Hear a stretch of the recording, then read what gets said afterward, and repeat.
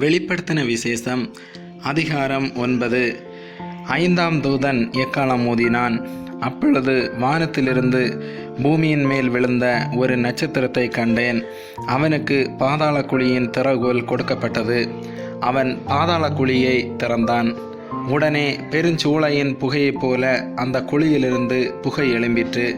அந்த குழியின் புகையினால் சூரியனும் ஆகாயமும் அந்தகாரப்பட்டது.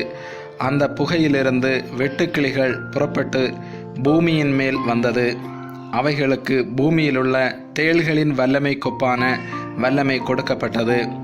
பூமியின் புல்லையும் பசுமையான எந்த பூண்டையும் எந்த மரத்தையும் சேதப்படுத்தாமல் தங்கள் நெற்றிகளில் தேவனுடைய முத்திரையை தரித்திராத மனுஷரை மாத்திரம் சேதப்படுத்த அவைகளுக்கு உத்தரவு கொடுக்கப்பட்டது. மேலும் அவர்களை கொலை செய்யும்படிக்கு அவைகளுக்கு உத்தரவு கொடுக்கப்படாமல் 5 மாதம்